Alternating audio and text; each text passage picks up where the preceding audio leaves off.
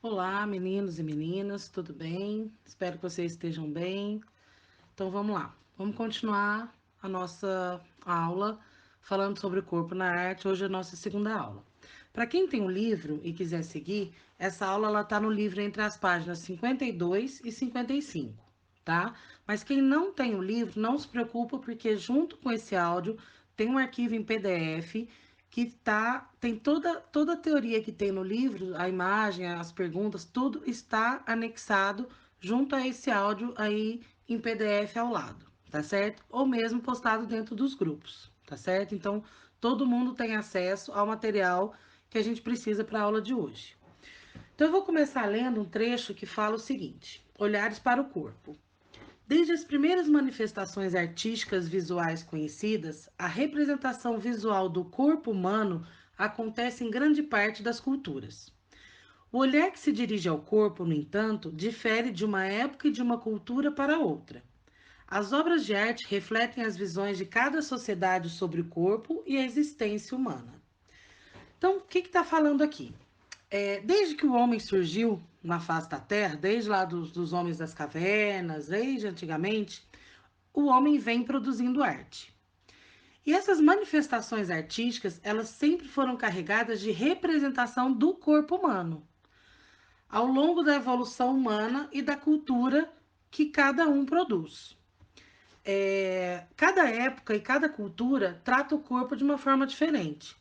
Então, todas as obras produzidas possuem características diferentes ao longo do tempo, e por isso elas refletem como cada sociedade pensa e age dentro de cada próprio universo, tá certo?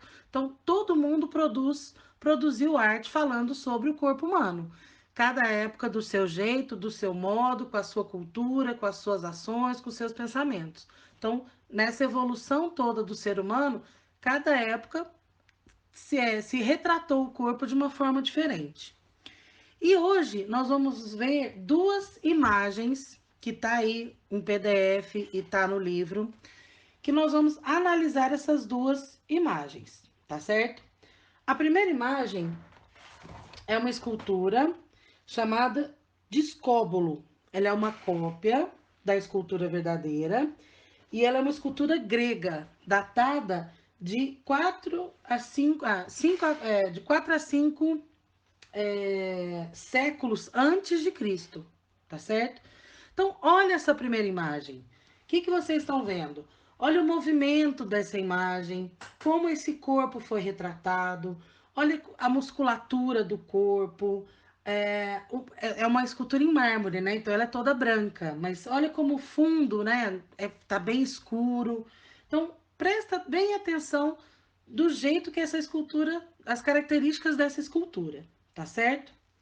Ao lado temos a figura 2. A figura 2 são esculturas também, que está na porta da Catedral de Chartres, em Paris, na França. Ela é datada de 1150. Então, olha essas imagens. Ela é do mesmo jeito que a escultura romana, que a escultura grega? Não, né? Olha como ela é muito mais alongada, ela possui muita roupa, ó, olha as dobras das roupas, olha a expressão da escultura, né? Os artefatos. Tem até uma auréola assim atrás da cabeça. Então são representações de santos, né? Ela tem uma religiosidade muito maior, né? Olha, existe um corpo tão alongado desse jeito? Não, né? Então ela tá vendo que ela é muito mais alongada do que o normal. Ela sai da proporção de um corpo normal, tá certo? Então essas são as duas imagens que a gente tem para analisar.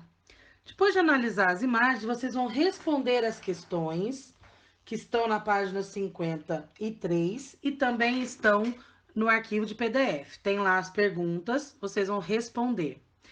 Depois disso, tem um texto explicativo, falando sobre as duas imagens, né, levantando hipóteses, fazendo vocês pensarem a respeito disso que a gente está conversando agora. Depois tem mais um texto que está além do livro de vocês, que é complementar, né? Falando a mesma coisa para vocês lerem e complementar essa teoria que tem no caderno, no livro, ok? Depois disso, vocês vão fazer o seguinte: vocês vão procurar em livros, revistas, jornais, livro antigo que você possa recortar, que possa utilizar. Vocês vão procurar para mim dois corpos humanos.